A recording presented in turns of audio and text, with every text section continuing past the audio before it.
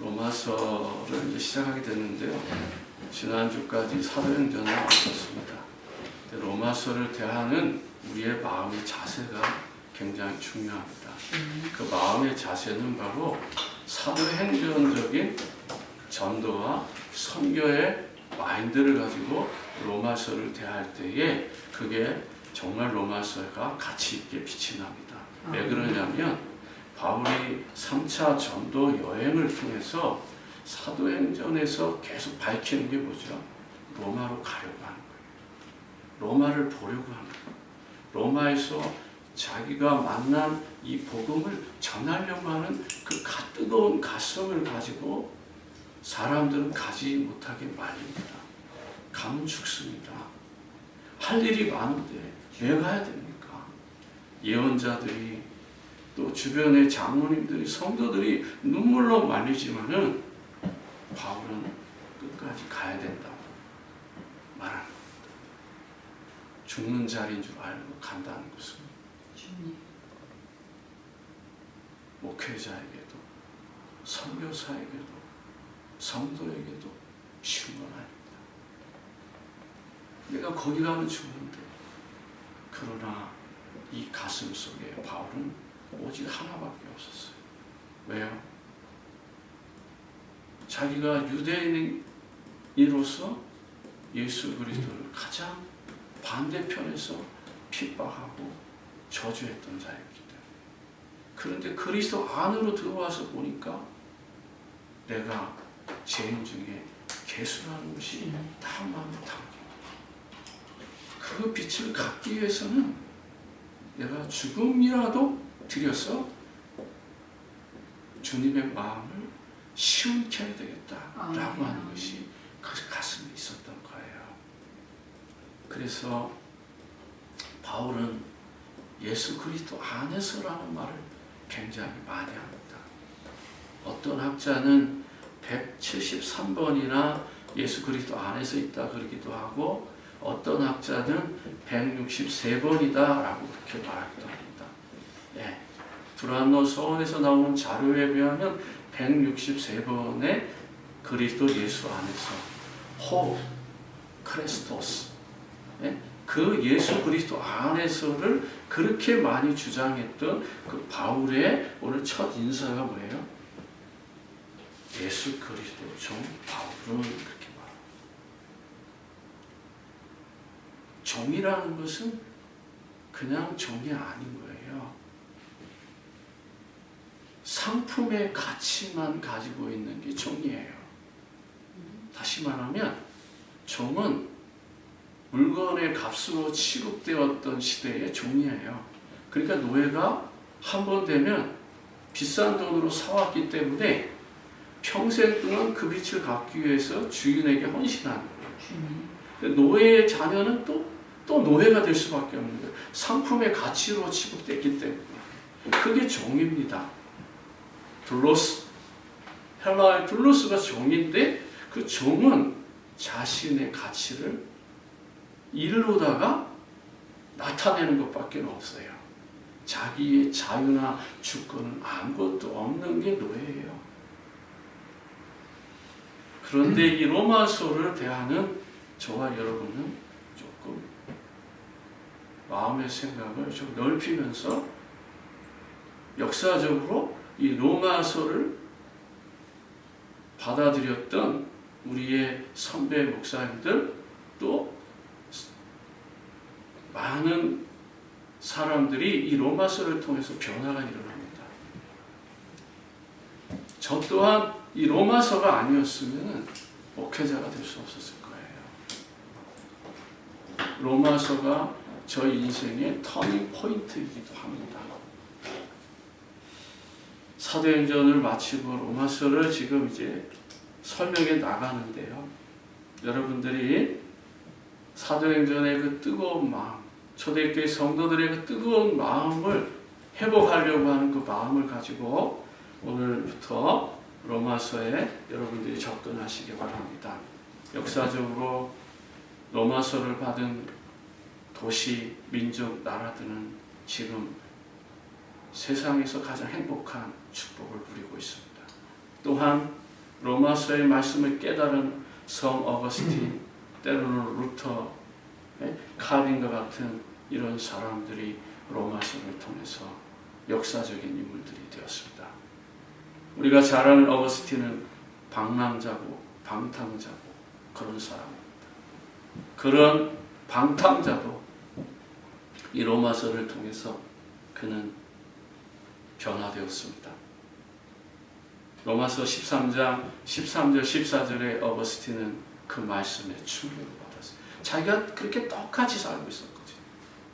낮에는 낮에와 같이 단정히 하고 방탕하거나 술 취하지 말며 음란하거나 토색하지 말라.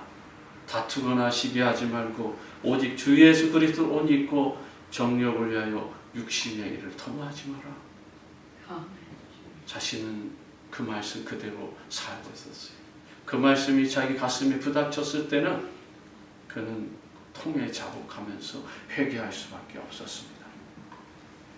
마틴 루터는 1517년 95개의 천주교 교황을 향하여 나갈 때에 그는 오직 의인은 믿음으로 살아야 된다고 하는 그 역사적 사명을 가지고 죽으면 죽으리라 나간 것입니다. 이만큼 로마서는 한 개인에게도 한 나라에게도 굉장히 파급력이 있겠습니다. 저는 로마서 8장 1절과 2절의 말씀으로 인생의 터닝 포인트가 됐습니다. 저는 그날을 지금도 생생하게 제 마음에 뜨겁게 느껴집니다. 10번을 1000번을 설교해도 로마서 8장에서 저는 제 가슴에 뜨거운 가슴, 그 첫사랑을 잊을 수 없습니다. 그리스도 예수 안에 있는 자는 결코 정죄하옵니다. 생명의 성령의 법이 죄와 사망의 법에서 너를 해방하였습니다.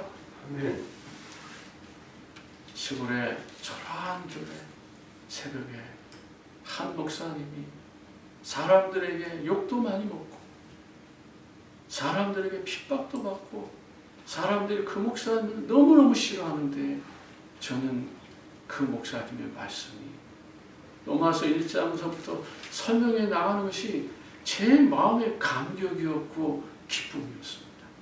그 말씀이 아니었으면 저는 거듭남이라는 것, 참 생명이라는 것, 예수 그리스도 안에 있다는 것 느낄 수가 없었습니다. 그러면서 그 목사님이 그 말씀을 풀어줄 때에 저는 그 새벽에 나이 많으신 권사님들, 장로님들 틈 바구니에 껴서 새벽에 기도하는데 저 혼자 그냥 강력하게 아멘.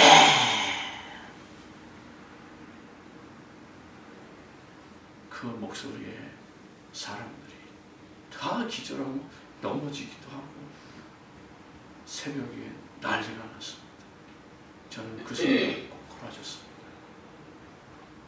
3시간 반 동안에 시간이 흘렀는데 30분도 안 지난 거예요. 통곡하며 자복하며 떼굴떼굴 구르며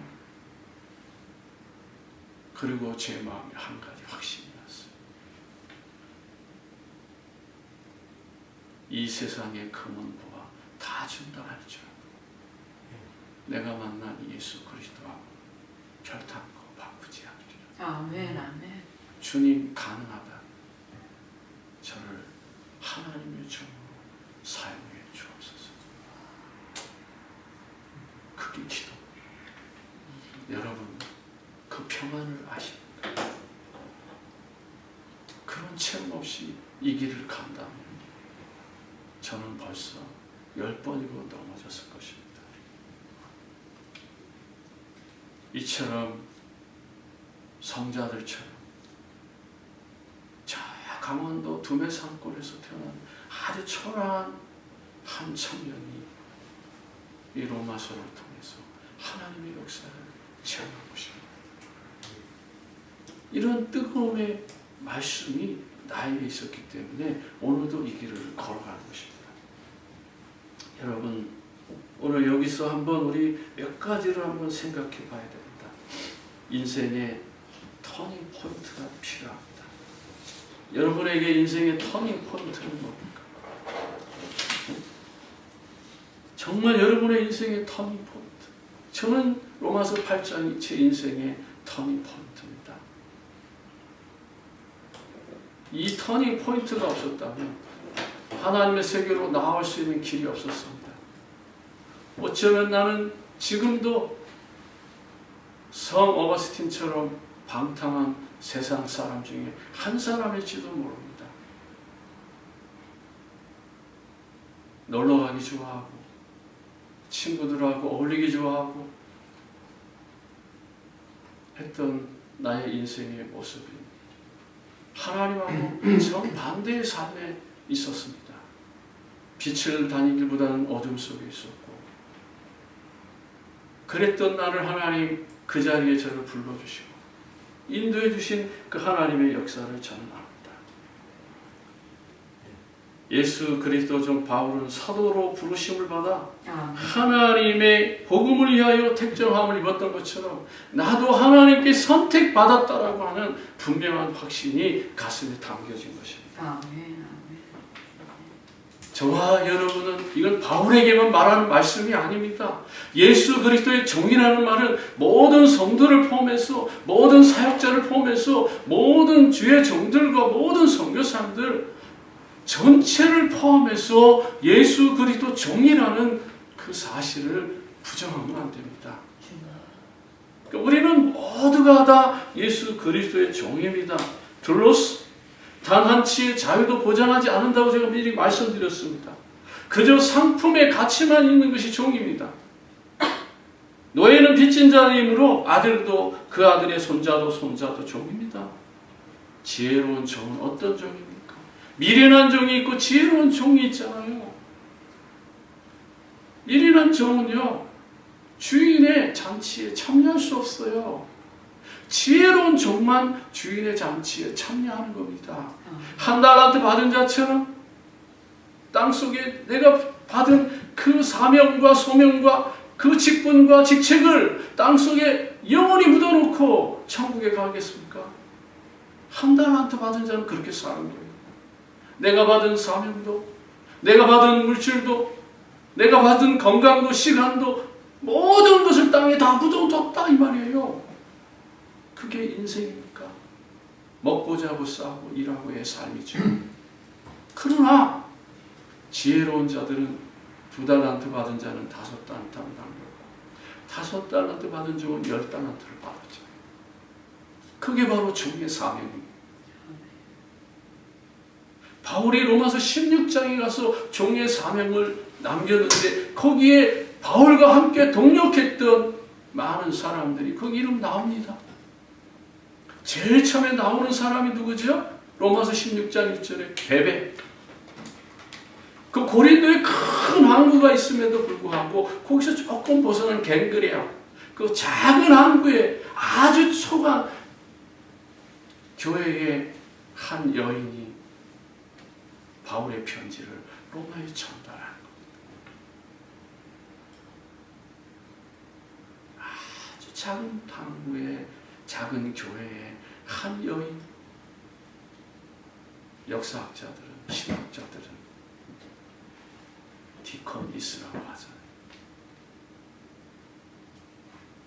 우리나라는 그 디코니스가 사실은 우리는 다 서리 집사고 안수 집사고 권사로 구분하니까 사실 권사는 성경에 없거든요. 그렇지만 뭔가 남자하고 맞는 평등의 직책이 필요하니까 권사가 세워졌는데 그 권사를 우리 학자들은 또 NIV 성경이나 NSSB의 그 주석 여기 미주 관주에 보면 뭐라고 그랬어요? 디콘, 집사 이렇게 돼 있잖아요. 근데 우리는 그걸 한국 교회는 권사로 사용하고 있거든요. 무슨 말을 하려고 하는 거예요? 제가 그 타이틀을 부른 게 아니라 비록 인정도 되지 않는 성경의 정경에 들어와 있지도 않는 그런 베베가 바울의 편지를 로마의 교회에 전달하는 중요한 역할을 했다. 여러분 한 사람 한 사람이 그냥 한 사람이 아니고 오늘 들은 이 말씀을 베베처럼 지역에 전달하는 그 사명을 저와 여러분들이 감당해야 되는 줄 믿습니다. 남기는 일을 하는 것이 종이에요. 땅에 묻어두는 일을 하는 게 종이 아니라는 거예요. 두 번째, 사도로 부르심을 받았다고 강조합니다. 얼마나 사도가 되고 싶어서가 아니고요. 유대인들은 바울을 사도로 인정 안 했어요. 왜요? 사도라면 예수님과 같이 다닌 사람이 사도인데 갑자기 어느 날 꿈 같은 이야기를 하면서 나 사도야? 라고 하니까 유대인들이 비웃는 거죠. 저기 무슨 사도야? 아니 언제 예수님과 같이 다니고 봤어? 너희들 못 봤잖아. 근데 갑자기 나타나서 사도라는 거예요. 기가 막히는 얘기죠. 그런데 다메섹 도상에서 직접 예수님을 만나고 거기서 너는 나와 이스라엘 임금들을 위해서 또 이방인들을 위해서 택한 나의 그릇이야. 너는 사도야. 직접 말씀하셨어요. 그러니까 사도라고 계속 밝힌 겁니다. 그러니까 사람들이 인정하지 않으니까 베드로가 또 설명해주고 바나바가 동력해주면서 바울을 다 보호해줍니다. 여러분, 저 혼자 이 사역을 못합니다. 사역은 동력자랍니다. 하나님의 사람들입니다. 23년의 이 긴 세월을 이끌어올 때에 하나님은 수많은 사람들의 피와 땀과 눈물과 기도와 여기에 헌신이 담겨져 있다는 사실. 조금 유식한 말을 좀 할게요. 클레테스, 소명이에요. 사도로 부름받은 사람들은 소명이라는 것에 대한 분명한 확신이 있어요.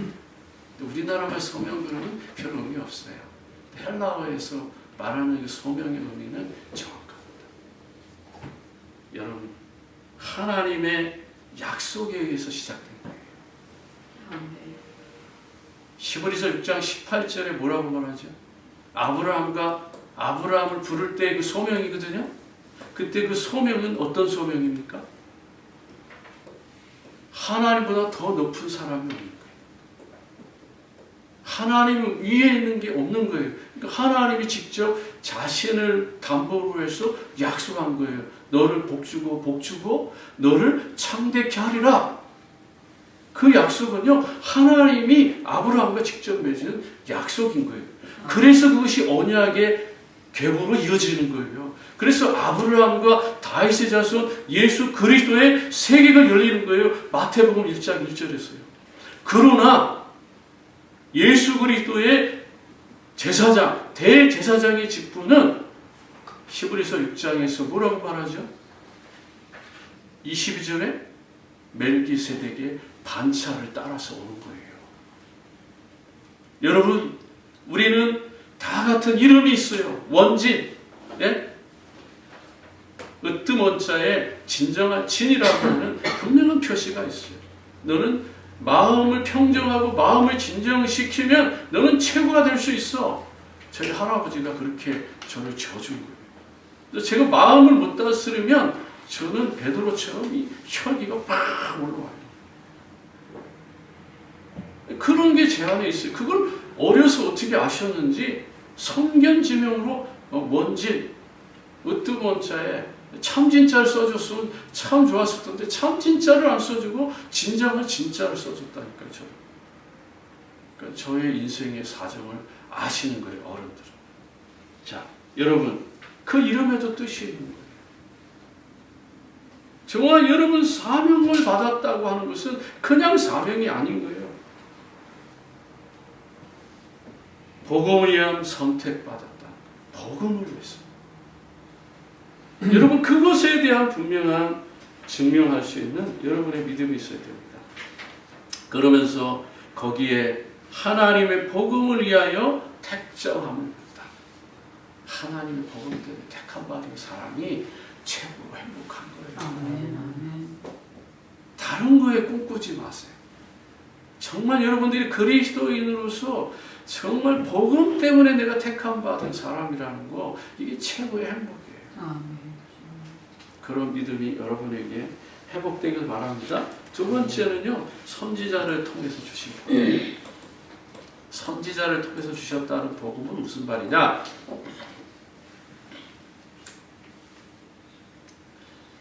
이미 구약 성경에 약속된 말씀이라는 거예요.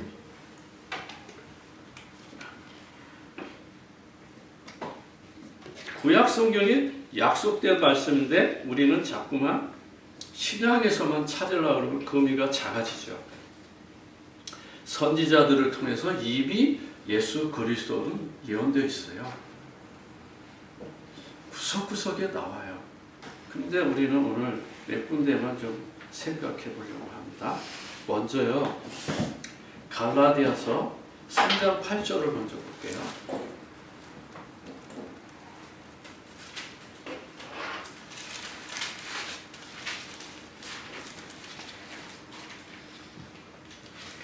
또 하나님이 이방을 믿음으로 말미암아 의로 정하실 것을 성경은 미리 알고 먼저 아브라함에게 복음을 전하되 모든 이방인이 너로 말미암아 복을 받으리라 하였어요. 아브라함이 뭘 받았어요? 복음을 받았어요. 누구에게서요? 하나님으로부터 직접 받은 거예요. 성경은 그렇게 말하는 거예요. 그래서 우리는 잠깐 착각할 수 있어요. 아브라함을 복의 근원으로 불렀을 때 그 복의 근원을 자꾸 축복적으로만 생각하면 안 돼요. 거기 축복이 있어요. 그렇지만 더 근본적으로 이 말씀과 비교해 봤을 때 아브라함이 너는 복의 근원이 될지라고 했을 때 그 복의 근원의 근본적인 의미는 바로 복음이라는 거예요. 근데 우리는 자꾸 축복 쪽에만 기울어져 있잖아요. 그런데 여기 분명히 말하잖아요. 네? 성경이 미리 알고 먼저 아브라함에게 복음을 전하되 모든 이방인이 너로 말미암아 복을 받으리라 하셨습니다. 이 복음을 받은 것이 복의 근원인 거예요. 그래서 3장 14절의 중간을 좀 다르고요. 그리스도 예수 안에서 아브라함의 복이 이방인에게 미치게 하고 우리로 하여금 믿음으로 말미암아 성령의 약속을 받게 한 거예요. 예. 그러니까 아브라함을 단순히 믿음의 조상으로 부르셔서 정말 우리가 물질의 복, 건강의 복, 우리가 좋아하는 그 복을 주기 위해서만 아브라함을 부른 것이 아니라 아브라함을 이미 불렀을 때에 아브라함을 부르신 것이 바로 복음이라는 거예요. 그런데 우리는 자꾸만 아브라함에게서 배워온 것이 지금까지 뭐냐면 자꾸 축복의 물질에 더 무게가 더 컸던 것이 사실이에요. 저는 과거에 그렇게 배웠어요. 그런데 제가 미국에 와서 다시 한번 성경을 보니까 그게 아니더라고요. 하나님이 아브라함에게 복음을 전했는데 우리는 자꾸 축복을 요구하는 거예요. 자, 그러면서 16절에 이렇게 말하잖아요. 약속들은 아브라함과 그 자손에게 말씀하신 것인데 여럿을 가르려 그 자손이라 하지 아니하고 오직 한 사람을 가르쳐 내 자손이라 하셨으니 곧 그리스도라. 네. 믿음의 여정은 너무나 소중하고 영적이었는데 우리는 이 믿음의 여정을 자꾸만 소극적으로 기복적으로 한국교회가 흘러갔다. 그래서 1200만의 성도가 750만인데 이 엄청난 상황 속에서도 우리의 가치는 점점 작아지고 이제 이거 회복해야 돼요. 여러분들이 복을 받아서.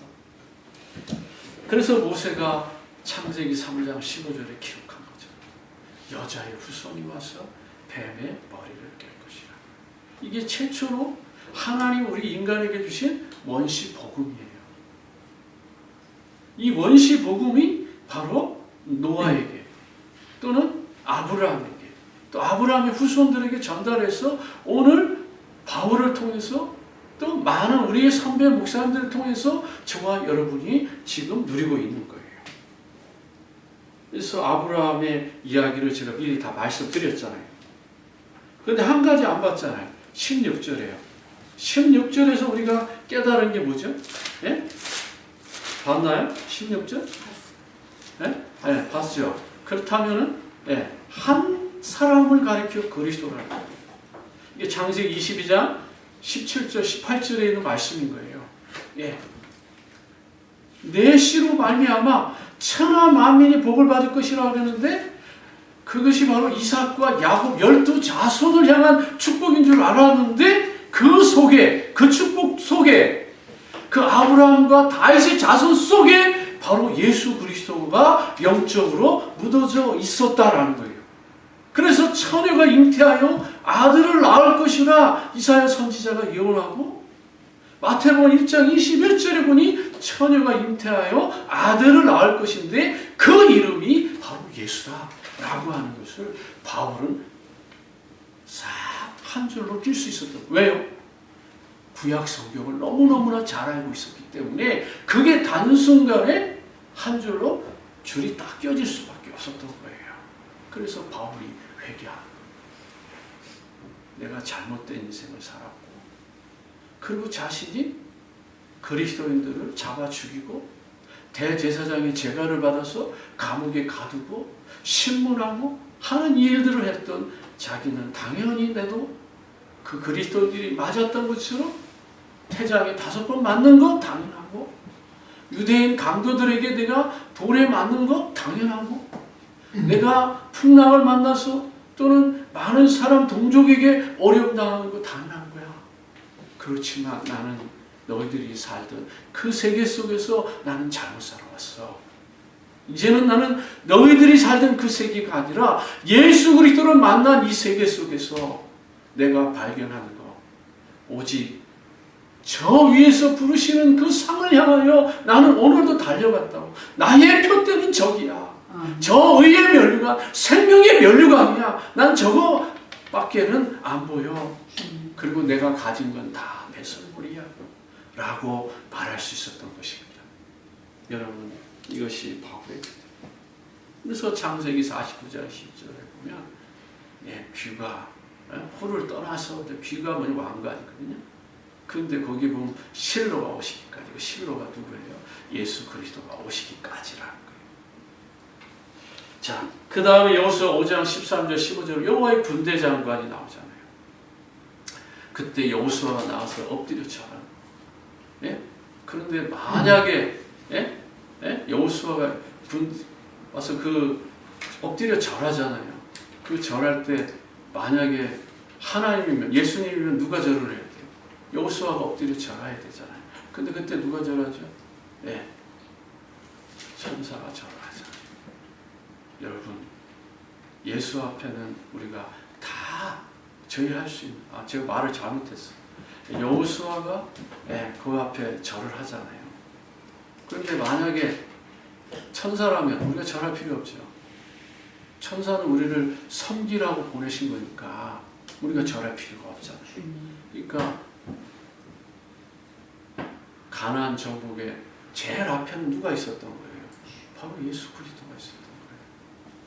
이런 사실들을 우리는 성경을 통해서 구약에 나타난 그 메시아의 현현을 우리는 알 수가 있었던 것입니다. 그래서 누가복음 24장 44절에 이렇게 말하는 것이죠. 누가복음 24장 볼게요. 오늘 성경을 조금 보니까 앞으로 로마서 설명할 기회는 많으니까 핵심적인 것들을 좀 우리가 찾아보면서 44절에 보세요.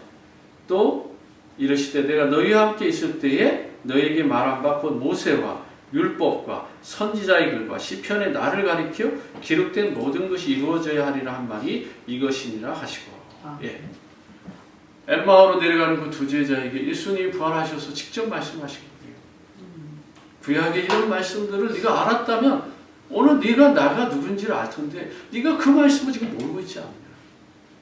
그러나 바울은 이걸 알고 있었던 거예요. 이미 시편에 선지서에 또는 역사서에 예수 그리스도에 대한 것을 머릿속에 깨고 있었어요. 그럼 학자니까요. 사내들인의 공예원 신학자니까요. 가말리엘 문화생 최고의 석학이니까 구약 성경에 대해서는 완벽하게 깨고 있었던 바울은 이것이 단번에 뚫리는 거예요. 저와 여러분 삶 속에 이런 놀라운 축복의 역사들을 우리는 이어갈 수 있다라는 것입니다. 어떤 환경에도 우리가 속지 않고 믿음의 역사들을 이루어가는 삶이 되어야 되겠습니다. 그래서 어떤 상황 속에서도 우리는 흔들리지 않고 믿음의 여정을 걸어가는 전도자의 삶에 우리가 들어가 있습니다. 이제 그렇다면 우리는 저와 여러분은 하나님의 뜻 가운데서 사는 그리스도의 삶의 중심이 있다라는 것입니다. 사람의 뜻으로 사는 것이 아니에요. 하나님의 뜻 가운데 사는 인생이죠. 거기에 뭐라고 되어 있죠? 우리는 영적인 삶을 우리가 살아가는 겁니다. 육신적인 삶을 살아가는 것이 아니라 영적인 삶을 사는 거예요. 그래서 육신과 영적인 것을 비교했어요. 바울은요. 3절과 4절에서 그의 아들에 관하여 말하여는 육신으로는 다윗의 혈통을 하셨고, 그래서 제가 아브라함과 다윗의 자손 예수 그리스도 세 개를 지금 말씀드릴게요. 두 번째는 뭐죠? 성결의 영으로는 죽은 자 가운데서 부활하사 능력으로 하나님의 아들로 선포되셨으니 곧 우리 주 예수 그리스도시니라. 어떤 환경에도 우리가 속지 않고 믿음의 역사를 이뤄가는데 부족함이 없는 저와 여러분들이 되길 바랍니다. 그래서 저와 여러분 영적인 것에 치중해요. 자꾸 육신의 것에 의해서 끌려가는 삶이 돼서는 안 된다는 거예요. 그래서 3절에 보면 육신으로는 뭐예요? 다윗의 혈통이다. 또 4절에는 뭐예요? 영적으로는 하나님의 아들이다. 1세기부터 예수가 정말 육신적인지 영적인 이거 성육식 때문에 논쟁은 계속됐어요. 이것 때문에 막 이단도 생기고 오만 게 다 생겼던 거예요. 그러나 바울은 과거에 뭐예요? 예수 그리스도를 부정했던 사람이잖아요. 그러니까 육신적으로만 생각을 했던 거예요. 유대인들처럼 메시아는 뭐죠? 이 로마의 세계를 완전히 타파시키고 로마의 정권을 다 무너뜨리고 오직 유대인들을 위한 다윗의 그 신탁, 다시 말하면 나단의 신탁이죠. 나단의 하나님의 그 말씀을 통해서 유대인을 위한 유대인의 그 정치적인 메시아를 그들은 기다렸던 거예요. 그리고 그들의 종교적인 메시아를 기다렸던 거예요. 그런데 나사렛 예수는 그런 분이 아니거든요. 아주 초라한 말구에서 태어나시고 걸어가는 행동하는 모습을 보면 자신들이 원하고 자신들이 꿈꿔왔고 자신들이 대망했던 그 메시아가 아닌 거예요. 바울이 과거에 그랬어요. 그랬던 바울이 이제는 거기에서 인생의 터닝 포인트가 되어서 이제 그리스도 안에 있는 삶, 그리스도와 함께 죽고 다시 함께 다시 살아나고 내게 능력 주시는 자 안에서 모든 것을 할 수 있느니라라고 하는 그 신앙의 고백 속에서 바울은 새롭게 영안이 열리고 모든 것이 다 열린 거예요. 그런 관점에서 본 거예요. 그런 관점에서 보니까 나는 지금 어떤 의미에서 지금 살고 있는지 아는 거죠. 4절에 보면 부활하사 능력으로 하나님의 아들로 선포되셨으니 곧 우리 주 예수 그리스도시라. 놀랍지 않아요? 바울은 영적으로 하나님의 아들로 선포되었다고 합니다. 그리스도를 말할 때는 반드시 정관사가 따라오는데 헬라어의 호, 크리스토스 이렇게 호라는 게 더해요. 영어에. 그래서 절대로 변화될 수 없는 거예요. 변경될 수 없는 거예요. 오직 유일한 한 분이라는 뜻이에요. 그분이 바로 예수 그리스도입니다. 그래서 천하 인간에게 구원을 얻을 다른 이름 없어요. 이게 유일신 사상이면서도 우리가 믿어야 될 유일한 것입니다. 그래서 그리스도는 기름 부음 받은 자라고 말하는 거예요. 호, 큐리오스, 주님이죠. 그래서 주님은 그리스도 예수십니다. 그 말인 거예요. 그래서 헬라어를 딱 보면 정확하게 이게 딱 구별돼요. 그렇기 때문에 초대교회 성도들은 그 언약을 붙잡고 날마다 하나님 앞에 섰습니다. 그렇다면서 기름 부음 받은 자는 사역자라는 말이에요. 사역의 의미가 있어요. 신명기 18장 15절에 부르신 그대로. 그래서 신명기 18장 15절에 보면 이렇게 말하죠. 예, 제가 읽어드릴게요. 예, 내 하나님 여호와께 너희 가운데 내 형제 중 너를 일으켜 나와 같은 선지자 하나를 일으키리니 너희는 그의 말을 들을지어다. 나와 같은 선지자, 바로 그리스도를 말하는 거예요. 이 그리스도가 선지자로 이 땅에 오시는 것이죠. 예. 그 다음에요, 또 성경 구절 하나를 더 읽는데요. 예. 그 다음에 뭐가 있냐면, 예. 히브리서 5장 4절이에요. 히브리서 5장 4절에, 예.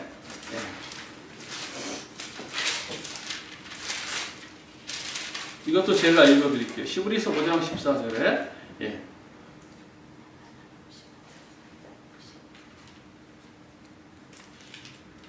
말씀에 이건 잘못된 거네요. 제가 이건 다음 주에 히브리서 5장 4절입니다. 제가 잘못했어요. 5장 4절입니다. 예. 이 종기는 아무로 스스로 취하지 못하고 오직 아론과 같이 하나님의 부르심을 받은 자라 할 것이니라. 아론과 같이. 아론 누구예요? 제사장이에요. 그러니까 아론과 같이 부름 받은 거예요. 저와 여러분에게는 이런 사명이 주어진 거예요. 그래서 베드로 사도가 말하는 거예요. 너희는 왕 같은 제사장이요 거룩한 나라의 소유된 백성이라고 말하는 거예요. 네. 그리고 이 아름다운 빛을 선전하는 자로 우리를 부르신 거예요. 이게 바로 우리가 전도해야 될 사명이고 선교해야 될 사명이 그 속에 사역자로서 우리가 부름을 받은 거예요. 근데 여러분 이 사명 살고 있습니까? 그래서 에베소서 1장 20절 20절에 결과론적으로 그렇게 바울이 말하는 거예요. 에베소서 1장 20절입니다. 22절까지 한번 볼게요. 그의 능력이 그리스도 안에서 역사하사 죽은 자들 가운데 다시 살리시고 하늘에 자기 오른편에 앉히사 모든 통치와 권세와 능력과 주권과 이 세상뿐 아니라 세상에 일컫는 모든 이름 위에 뛰어나게 하시고 또 만물을 그 발 아래 복종하게 하시며 그를 만물 위에 교회로 머리를 삼으신 거예요. 교회의 머리가 누구라고요? 그리스도입니다. 목사가 주인이야. 근데 어느 날 교회는 목사가 주인처럼 됐어요. 그러니까 교회가 좀 숫자가 많아지고 제가 과거에 그랬어요. 솔직한 양심 고백은 성도가 막 150명 막 이렇게 많아지니까 사람이 보는 게 안 돼요. 노예에 가서도 어깨시 막 줘. 근데 어느 날 다 깨달았어요. 한 몇 년 지나고 났는데 이건 내 잘못된 생각. 너 처음에 어떻게 나를 만났니? 주님이 저에게 질문하시고 그때서부터는요 성도가 많고 적음에 전 관계하지 않았습니다. 적으면 적은 대로 많으면 많은 대로. 예. 역사는 나를 하나님의 종으로 만들기 위해서 많은 고난과 아픔을 겪게 했어요. 근데 그게 결과적으로 오직 바울처럼 주님을 바라보는 통로가 됐어요. 죽음을 발판이죠. 이 정도 되면요 많은 목회자들이 좌절하고 낙심하고 떠나요. 근데요 더 행복해요. 뭔가 하나님 주신 새 힘이 있어요. 소망이 있고요. 이게 놀라운 거예요. 과거에는 아마 기도원으로 짐 싸가지고 막 들어가서 막 며칠씩 막 10일씩, 7일씩, 14일씩 금식했을 거예요. 근데요, 금식이 나쁘다는 게 아니에요. 금식할 동안에 내가 해야 될 일이 더 많은 거예요. 하나님의 영광을 위해서 드려야 될 일이 너무 많은 거예요. 교회의 주인 그리스도라. 여기에서 우리는 벗어나면 안 되는 것이고. 그래서 우리는 속으면 안 돼요. 세 번째 5절에 보니까 모든 이방인들이 구원하기 위해서 그분은 오신 거예요. 자, 이방인 부흥이에요. 로마서에서 우리가 깨달은 것은 바로 이방인을 향하여 나가는 거예요. 지금 이 미국에 이방인들이 너무너무 많아요. 다민족들이 너무너무도 많아요. 근데 저들을 향하여 교회가 눈을 돌려야 돼요. 예. 많은 이방인들이 살고 있는데 저들에게 우리가 어떻게 관심을 가지고 눈을 돌릴 것인가? 이 부분을 오늘 말씀하는 겁니다. 여기가 어디예요? 예? 스페인까지 사실은 바울은 나가길 원했잖아요. 예. 로마의 아주 끝, 서쪽 끝인데 거기까지 가길 원했어요. 그 요나가 가고 했던 그 스페인이 어디예요? 예? 바울이 가고자 했던 스페인은 바로 요나가 하나님의 명령을 피해서 도망간 곳이에요. 거기를 가기를 원하는 거예요. 참 기가 막히죠? 예? 요나는 니느웨 성 가서 복음 전하라니까 다시스로 갔어요. 거기가 바로 지금 오늘날 스페인이에요. 그 스페인을 향하여 가서 복음을 전하기 원하는 거예요. 참 바울을 연구하다 보면 참 어떻게 이렇게까지 이렇게 생각하고 갔을까? 라고 할 정도로 마음에 참 기쁨을 주기도 합니다. 그래서 로마서를 볼 때에 저와 여러분이 이제 다음 주에 시작되는데 이제 정리할게요. 세 가지 방향이 있습니다. 첫 번째는 1장에서도 8장 복음의 동기와 구원의 동기입니다. 다시 말해 왜 예수 그리스도를 믿어야 될까? 이게 굉장히 중요한 거죠. 두 번째는 9장서부터 12장까지 뭐가 나와요? 이방인 남은 자들을 향하여서 하나님 나아가라고 하는 전도에 대한 새로운 방향을 제시합니다. 그 다음에 13장부터 16장에는요. 뭘 말해요? 그리스도인의 삶을 말합니다. 오늘 미국 교회도 마찬가지고요. 한국 교회도 마찬가지고요. 그리스도인의 삶이 부르셨어요. 특히 목회자들 이 부분에 대해서 우리는 신중하게 생각해야 돼요. 그래서 로마서를 통해서 이 세 가지 방향을 우리는 깨닫게 될 겁니다. 그래서 6절에 결론적으로 구원에 대한 정체성을 다시 한번 다음 주에 말씀드리겠습니다. 7절에 우리는 육신의 즐거움으로 살지 말라는 거예요. 마지막 7절에 성삼이 하나님의 축복 속에서 새롭게 우리가 거듭나야 되는 거예요. 그래서 유대인의 그리스도인과 이방인의 그리스도인으로 구분되어져 있는데 그러나 바울은 모두가 다 차별이 없다. 유대인이나 헬라인이나 차별이 없다. 이 시대의 유대인들은 이걸 차별했는데 바울은 그런 노예 제도를 통일시키면서 높고 낮음을 다 평정시키면서 예수 그리스도의 완전한 이 복음을 가지고 믿음으로 나아갔던 그래서 저와 여러분들이 사람을 좋게 할지 아니면 하나님을 기쁘게 할지 오늘 다시 한번 이 복음을 가지고 하나님의 완전한 복음이 우리에게 어떤 영향력을 줄 것인지 앞으로 로마서를 통해서 여러분 새롭게 발견되기를 진심으로 축복합니다. 기도하겠습니다. 하나님 아버지 은혜와 사랑을 감사합니다.